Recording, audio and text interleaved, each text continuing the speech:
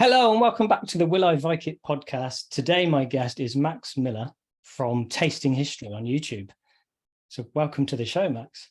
Thanks for having me. It's very good to have you.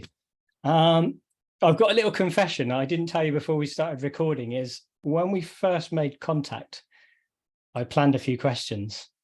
Yeah. And then yesterday evening, I've only just got your book and I realized that most of the answers are in your book. That's all right. It's for those who don't have the book.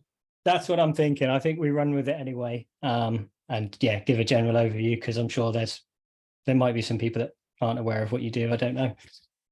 I'm sure that there are billions of people out there who don't know what I do. So yeah, I kind of thought we'd sort of start off with where you began, really. So you started off your YouTube channel, I think, about 3 years ago. Yeah, coming up on 3.5. Yeah, it was right when the pandemic started. And I just kind of wonder what it was exactly that sort of gave you that inspiration. What made you actually start doing videos? Because a lot of people talk about, I want to start doing a YouTube channel or this, that, or the other, but it's actually doing it is another thing. So what actually gave you that push? Yeah, I had been in that, boy, I want to do a YouTube channel or something like it. I just needed a creative outlet. I was working for Disney at the time, Walt Disney Studios, which was creative, but it wasn't my creative outlet. It was Disney's creative outlet. Yeah. So, and I'd been looking for something creative to do for a while. And I've been, writing different things and working on little projects, but I decided I wanted to start a YouTube channel, not just because it was, something creative to do, but also I was kind of looking for a little extra money, any way to make a few extra bucks here and there would have been great. And so I had started baking some years earlier and would bring the food into work and would talk to my coworkers about the history of whatever, I had made, make a Battenberg cake. And I would bring it in. And while they ate it, I'd give them a little 2 or 3 minute lecture on the history of the Battenberg cake. And in Christmas it was at the Christmas party in 2019. And one of my coworkers said, you should put this on YouTube. And I was like, well, gosh, I'd been thinking of doing something on YouTube and I just had no idea what.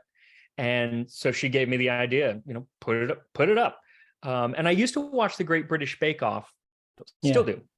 But when it first came out, they used to have these history sections in the show, which sadly they've gotten rid of.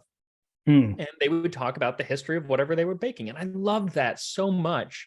It's kind of what got me into baking was the history aspect.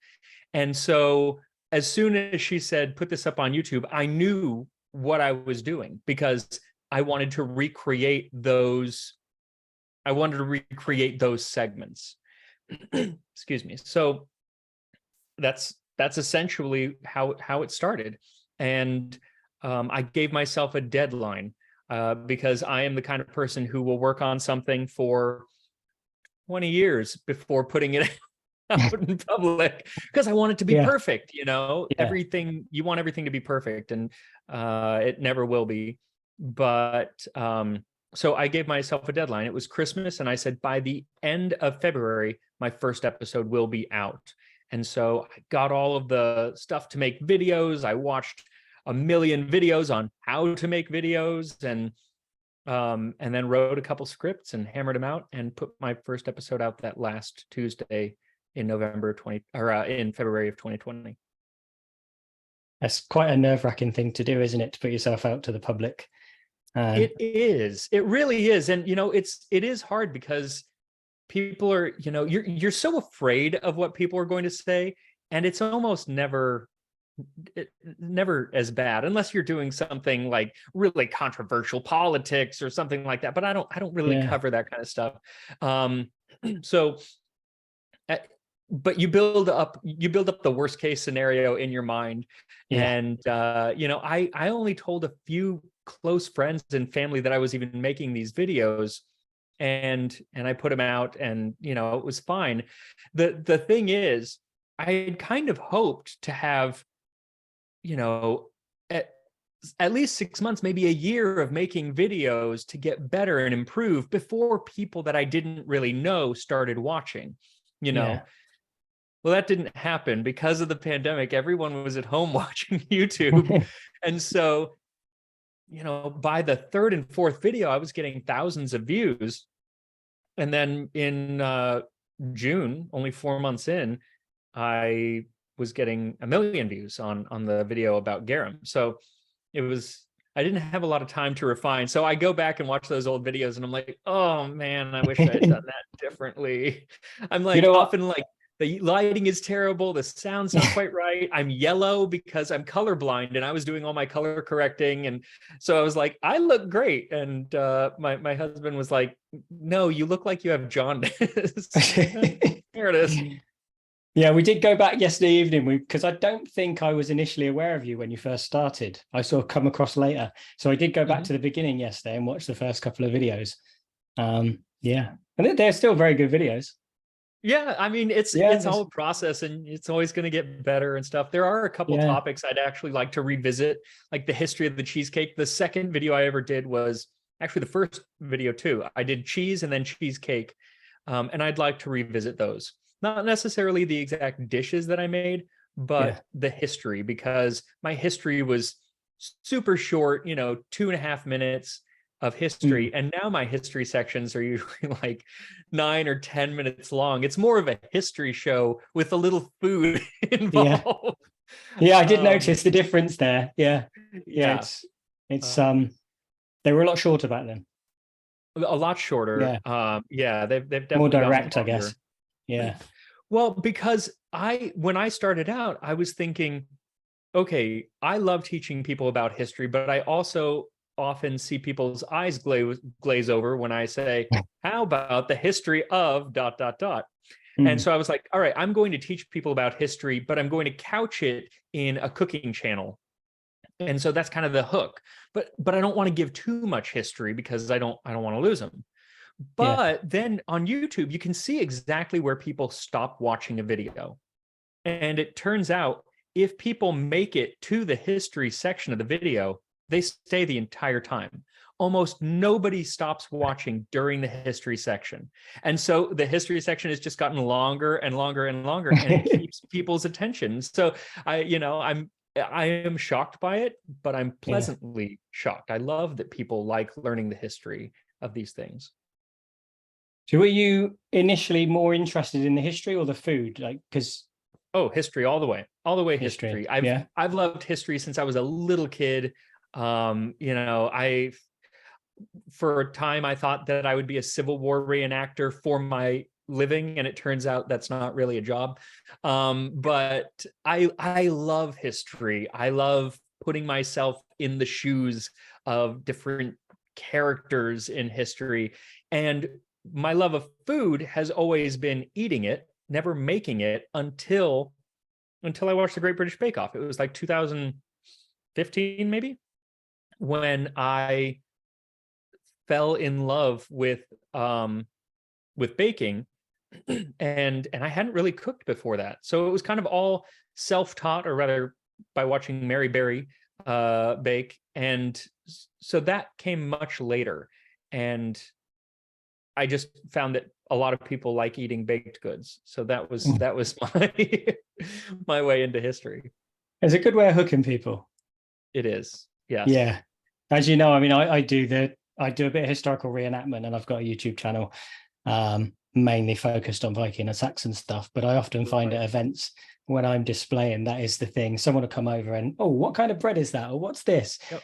And it sometimes engages people that maybe wouldn't be so interested otherwise. Yeah, because it's an automatic way to relate to other people in history, because I don't have a lot in common with a Saxon warrior. I've never gone into battle. I've never done any of the things that a Saxon warrior has done, except for sleep and eat. And so, you know, being able to actually experience a little bit of what somebody in history experienced, even though it's never exactly the way that it was, you can get close to it. You can at least put yourself sort of in their shoes for a minute. I find that both food and clothing are the two ways to do that really, really well. You know, if you ever put on the clothes of historic clothing of any kind, it just automatically kind of literally puts you in the shoes of those people, and it just transports you all of a sudden to a different place in a different time. And so that and food, I find, do that really well. Yeah. I think that the other thing about your channel that's good as well is that you're not using any equipment that your everyday person doesn't have. You're not using, you know, historical pots or anything. You're using things that everybody's got in the kitchen generally. Yeah. And that was, I want to say that was by design. But really it wasn't, because I mean, if I had had my way, I would have, you know, a historic kitchen where I would make all of this stuff in the period manner of making things. But one, because I'm not covering a specific time period, it would make that very difficult. I would have to have a Tudor style kitchen, a Regency style kitchen, a medieval kitchen. They would all be so different that, you know, I mean, who has that kind of money? But really, what forced me to do it the way that it's done is I started this at the beginning of the pandemic. I had trouble getting ingredients like flour, alone, you know, yes. interesting cooking tools and stuff. And then when I saw that people were actually making the things that I was making at home, that was what made me think, okay, it wasn't by design, but I'm glad that I'm using only things that people have in their modern kitchen. Sometimes it's interesting ingredients or things like that, but nothing that you can't get, because it allows people then to experience it at home. And it's one of my favorite things about doing the channel is seeing people recreate these dishes in their own kitchens. Yeah. So when you start your research, do you pick a particular sort of food item? So I think you mentioned a Battenberg cake, for instance, earlier. So do you start with that and then look at the history of that and build around that? So that's how it started in those first few episodes. That's definitely the way that it went. I think that when it took a turn was I made a version of kind of an Anglo-Saxony, except not really, oat cake. And then the story that I told was about King Alfred burning the cakes, and really the history section of that video had nothing to do with food, because the mention of the cakes is 30 seconds. The mention of why he was there and the conflicts happening at the time in Wessex and in England, that was the story that I told. And so after that, sometimes still today, it is, you know, it starts with a dish, but more often than not, it starts with a story that I want to tell, whether that's a history of food story or just kind of adjacent. Maybe it's the history of a person in a figure, you know, Genghis Khan or Napoleon or somebody like that. And then I find a dish that will tie in and allow me to tell that story, because the story is what keeps people interested, usually more than the dish. Sometimes with a dish like pizza or macaroni and cheese or something that's really iconic, that is what gets people interested. But very often it's the story of the history. And so that's where I start, and then I work backwards. I wonder which way round people discover you. Just like a random trail of thought there was whether people are searching for the history or the food, and where they sort of land when they find you. Be interesting to know this. Because during the book tour, I would kind of ask people, because that was the first time I had ever met people who watched the show, at least in a big group. And so I would ask, like, what brought you to the channel? And it was divided. Some people, it was like, oh, it's the food. I just love, you know, all of the food stuff and the cooking, the historic cooking and whatnot. And then some people are like, I sit through the food part just because I am looking for the history. I love history, and that's why I'm there. And it's pretty divided evenly, which is interesting. Yeah, it is.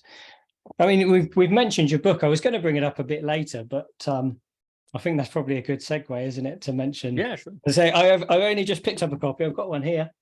Lovely, lovely. Yeah. So I haven't actually baked anything from it yet. I was just flicking through it yesterday evening. But where did the idea for the book come from? How did it go from a YouTube channel to a book?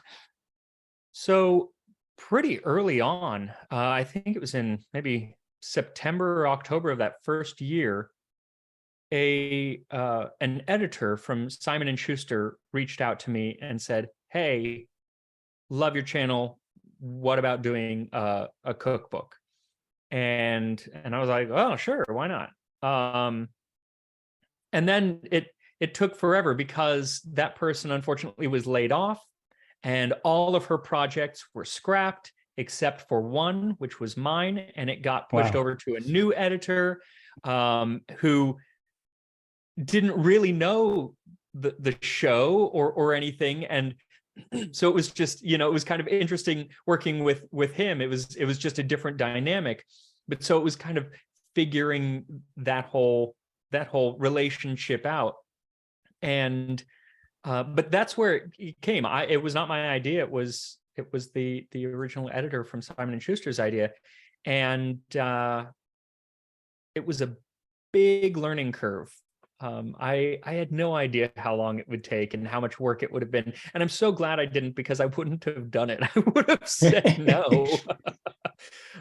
It's so much work. It's such a long process.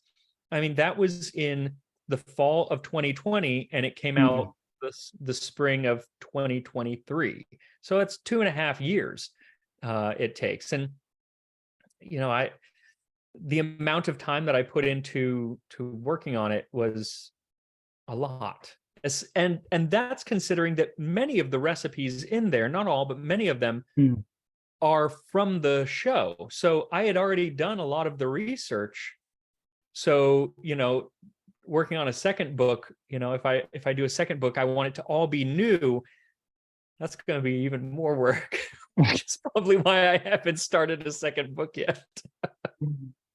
Have they approached you for a second one? Is that on the cards, you think? Yeah. Oh, yeah. So out of all the periods that you've done, because I'm sort of having a flick through now, and you've gone through, well, all over the globe, haven't you? At different periods of history. Do you have a particular period that draws you in the most? I think when it comes to food and everything, it's probably the medieval European period, namely England. I'm a big Anglophile. Medieval England, and my favorite period in history to study, to talk about, to research is from 1050 to about 1070 in northern France and England. Yeah. And unfortunately, we don't have any recipes from then, and very little about food from then. I mean, archaeologically, there's some stuff, but there's not a lot written about food. The leechdoms and whatnot have some stuff, but otherwise I think I would just be covering that period all the time. So maybe it's a good thing that we don't have more history or more food stuff from that. But I would eventually love to write an entire book just on that period, because I find it to be one of the most fascinating periods of time. The intrigue and just diabolical workings of the people who were kind of at the top of the heap at that time in England and in France and in Norway and in Denmark. I mean, it's just this huge, it's like where all of these different aspects of history come crashing together over a 15-year period. I love it so much. And I always want to talk about it, but there's nothing to talk about when it comes to food. One of these days I will you know, in the Bayou Tapestry, which you can see behind me, Yeah. it's my favorite piece of art. And there is the scene where Duke William has just gotten to England and he's having a meal with his people, and you see several dishes that are fairly clear what-ish they're eating. And so I want to kind of recreate some of those just as an excuse to talk about William and Harold. No, it's a good period to cover. And I think that's why I like doing it, is because I suppose that almost sounds lazy, but the idea that you don't have anything to go on, it's almost like being a detective. So you're kind of pulling together all these little elements to try and make a recipe.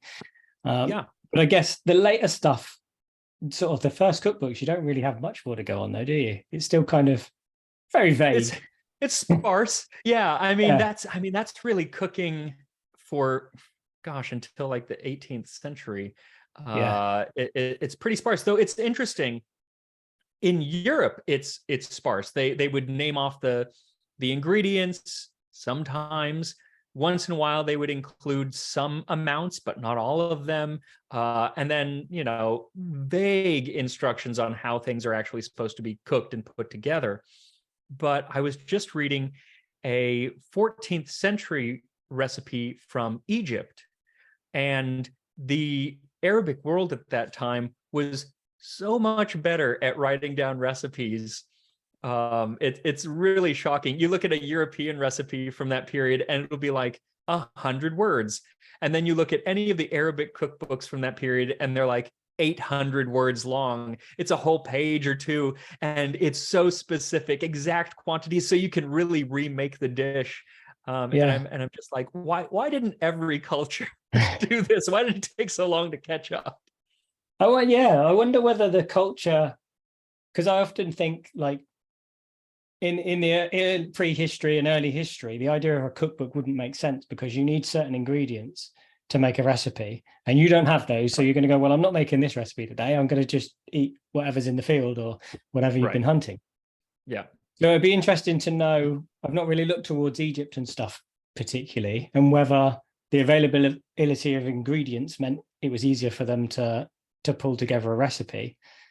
I think probably yes. They had such a system of, they were called souks, markets, all the way from Al-Andalus in southern Spain and Morocco, all the way over to, you know, past Arabia and Iraq. That whole area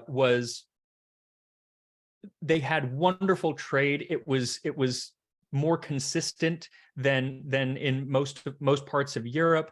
And this system of souks, they would have, not only did every place have markets, but they were really, really well regulated.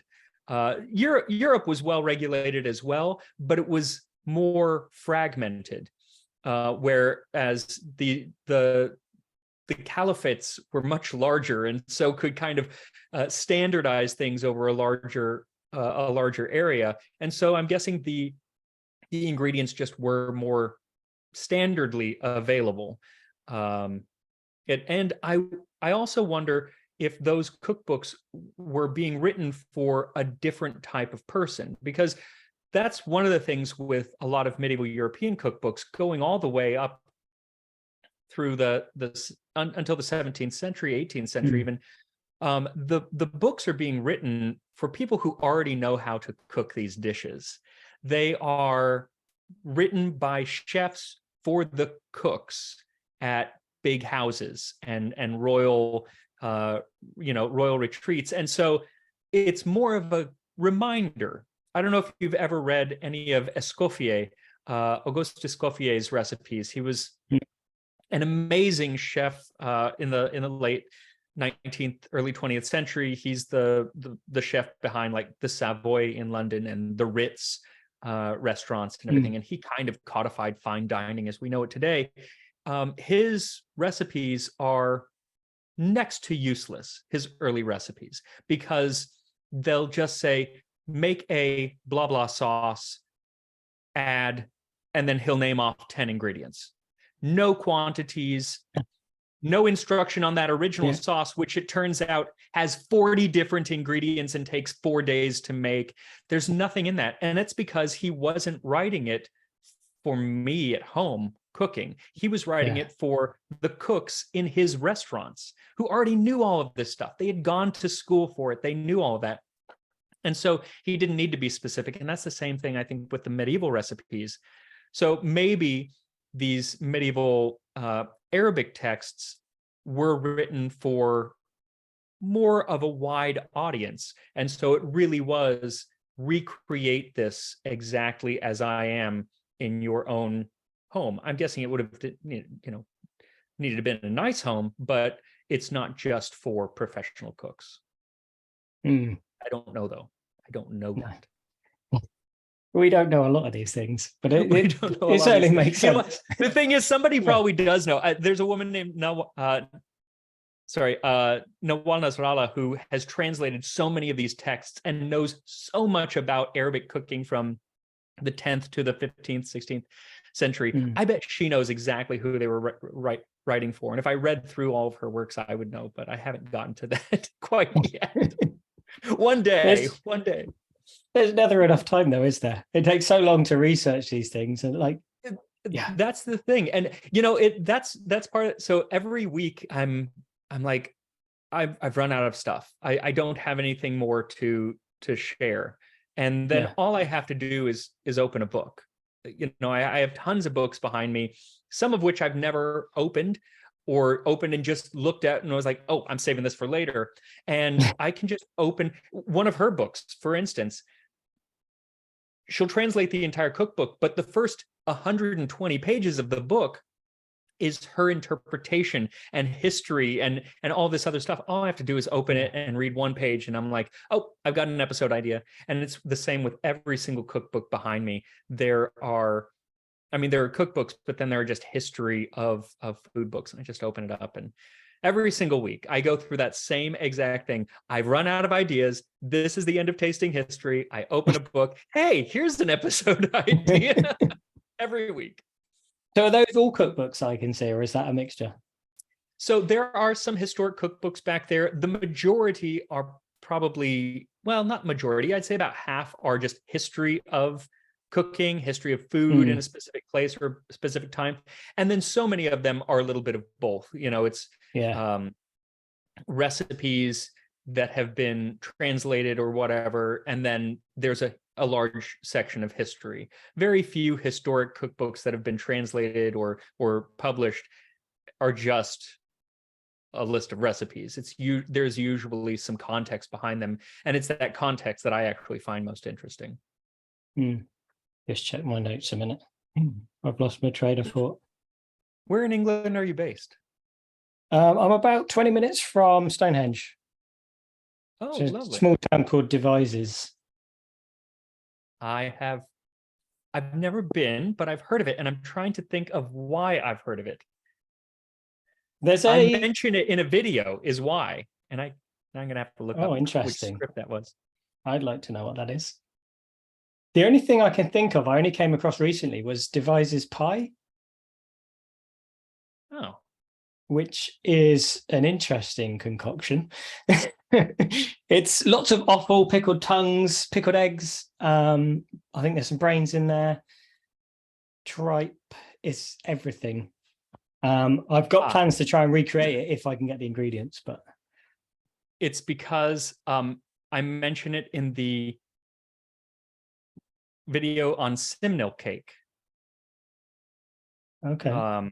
Because I guess there is a specific type of simnel cake that was developed in Devizes versus the Shrewsbury and the Bury varieties. So okay. One reason I remember that is because I was having to look up how to pronounce Devizes, because there are different spellings throughout history. Yeah. Is it in Wiltshire? It is in Wiltshire. Yeah, it's almost like you could almost drop a pin straight into the middle. So originally it was called the Wiltshire cake. I'll send this to you. Originally it was called the Wiltshire cake, and then they changed it to Simnel. And they in 1810 they were spelling Devizes Devizes. Same as it is now. but I've also seen it in other ones where it's an SES instead of Oh, right. ZES. Yeah, devices. Interesting. I've not come across that before. And I mean, I've not lived here that long. I moved here just before the pandemic.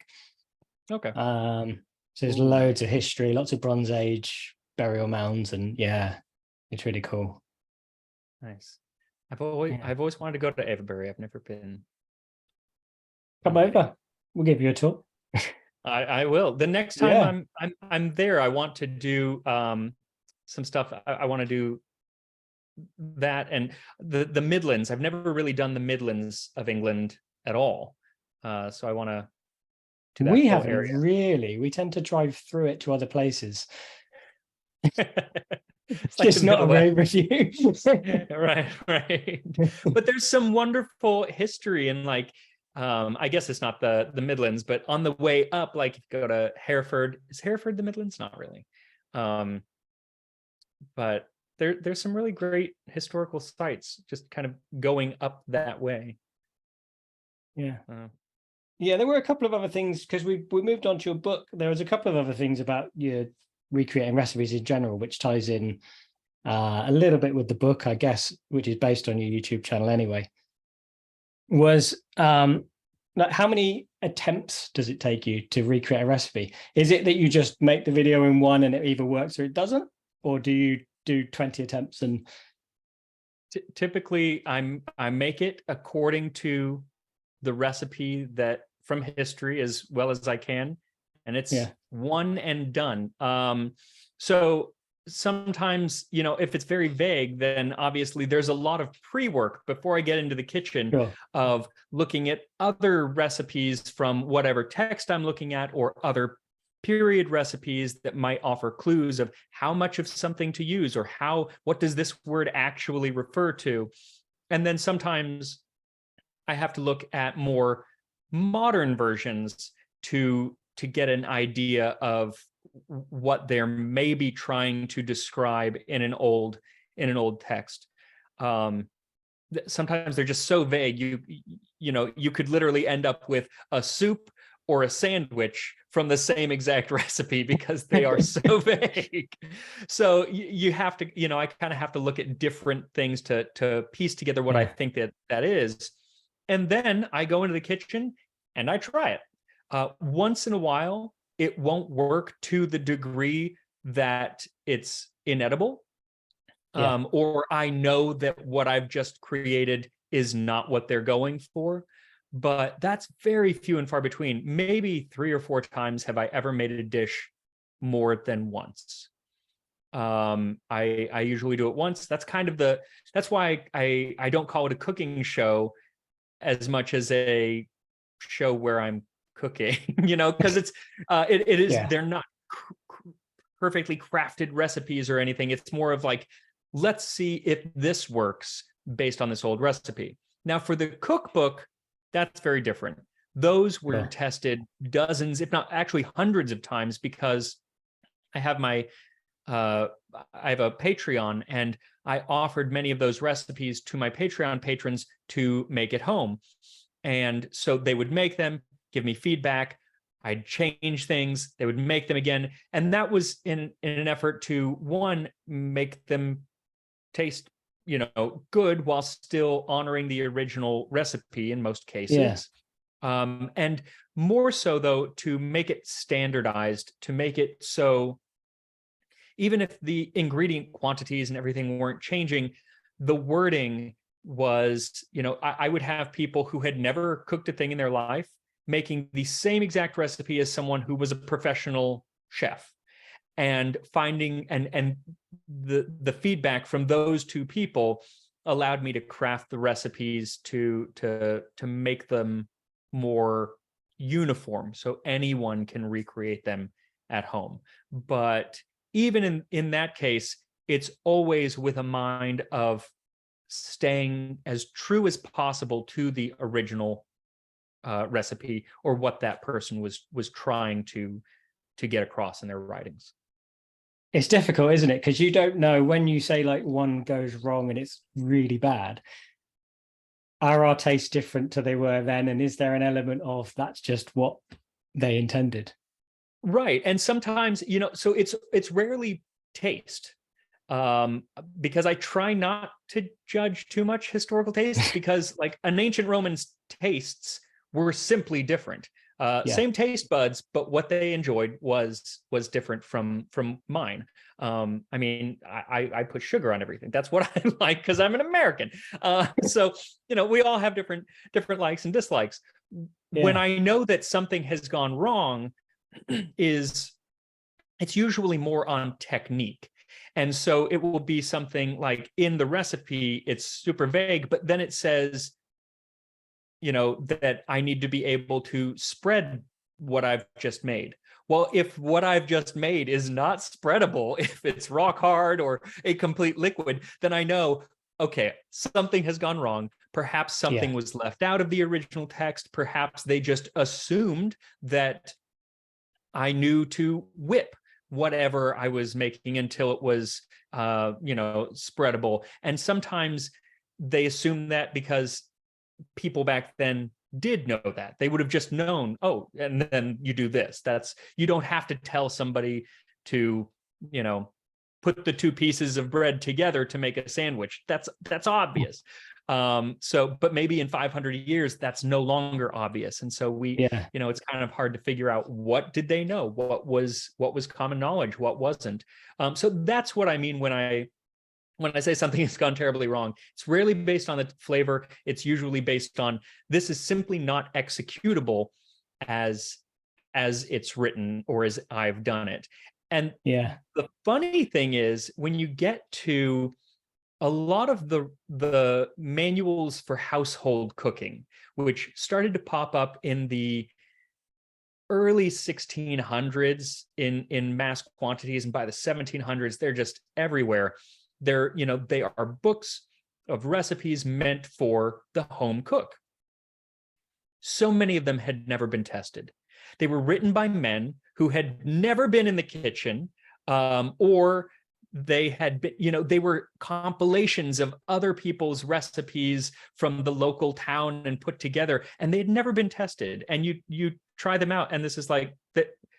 What you are actually putting on the page is completely impossible to recreate.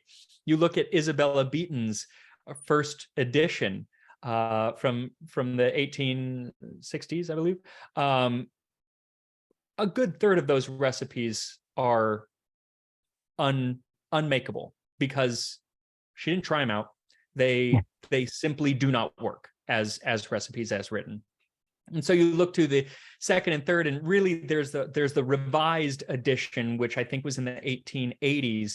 And then you really start to get recipes that you can recreate at home, because even though she was long since gone, long dead, the people who had taken over her name were trying out these recipes. And they actually would put in the book, they would like publicize that these are tested recipes, because so many people who got that first edition were like, none of this stuff works, and yet it was still such an important book. But so many of the recipes were complete trash. The other thing I was just thinking as well was it ties into your original love of food coming from watching the Great British Bake Off. And when they get the challenges where they just have that very vague make such and such and they don't tell them what to do, it feels very much like that's based in history itself, doesn't it? It's kind of absolutely because and something I learned while I was doing the cookbook is recipe writing is an art. Just like the instruction manual for an electronics something. Some are really well written and some are not. And you can tell when they are not. And so I wrote all of the recipes, but then I handed them off to Anne Folkwein, who was my co-author, who what she does is takes the recipes from cooks and formats them in a standardized way, uses the right wording, the right descriptions to get people to recreate something just from reading it. And that's new. That's a new art, just in the last century or so. And Yeah. so a lot of the recipes throughout history didn't have that benefit. And so you do get these recipes like on the Great British Bake Off, where it's just fragments, because the person writing it knows how to make it. And so they just assume, well, you know what a buttercream is. Everybody knows what a buttercream is. I'm not even going to mention how to make that. Just spread it on the cake. Yeah. So we should probably move into the last sort of questions that I ask every guest. Let's do it. There's one quick thing I want to mention, and I might edit this out because my daughter told me not to tell you, but I thought it was really sweet. So my daughter's 6, and I had the book in my hand yesterday, and she saw your picture on the back of the book, and she went, "Oh, he's handsome. He looks like a prince." Oh, I love her. I thought it was really sweet. So I thought, and she was going, "Don't tell him I said that." So I love I'll it. have to check with her. It might get cut, but yeah. Well, I thought it was thank her. worth passing that. It makes my day all the better. So I like that she said that. It ties into your love of history. You can be a prince. Exactly. Yeah. All right. So generally what I normally do, there are 6 questions. There's 3 that I ask, we end the podcast, and I do 3 more for Patreon. But on this occasion, I think we just do the 6 questions and I'll release it as one episode, because I think people will like to see your answers to all the questions. And it'll be Sounds a little good. teaser that if people want more from other guests, they'll have to sign up to Patreon. I love it. All right. So this probably ties into something you alluded to earlier, is if you had an unlimited budget, what would be your dream project?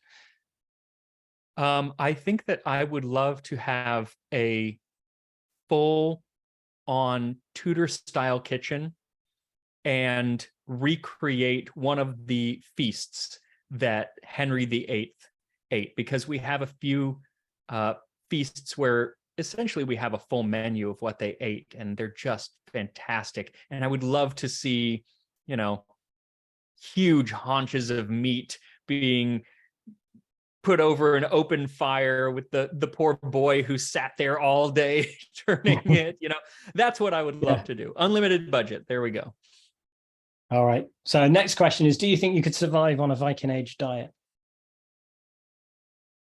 Yes, happily, probably not, but yes, I absolutely could. I mean, if all I was drinking was water and mead, I'd be good to go there. And I really like fish, so I'm good there. I wouldn't be eating probably much of the dried, like stockfish and whatnot they so often. So Viking age, yes, perhaps as a Viking, someone who is actually spending a lot of time on a boat. Maybe not. All right. So the other one that's tied into that is there any food you'd miss if you were on a Viking age diet? Chocolate. Yeah. No, I mean, I can't imagine my life without chocolate. I can hardly go one day without chocolate. So that would be rough. All right. So we're going to jump straight into the 3. So for anyone that's listening that hasn't listened before or watched before, these 3 are normally kept aside for Patreon only. So next question is, what's the worst thing you've ever eaten? The worst thing I've ever eaten? Oh boy. One of them is actually probably on my show. It was an ancient Roman patina, which is kind of like a frittata or an omelet, but it had jellyfish in it. And it turns out I do not like jellyfish. First of all, I don't really like eggs, and I'm slightly allergic to them. Oh. So on top of that, my throat swelled up, and I had to eat jellyfish. And it's the texture thing. I don't like it. It was. Yeah, I'm not into jelly textures. I think I'd be with you on that one. What's the most memorable meal you've ever had? Most memorable meal I ever had, actually, I think it was prom night. My junior or senior prom, perhaps. We went to a place called Cookbooks, which is a really fancy restaurant in Arizona, where I'm from.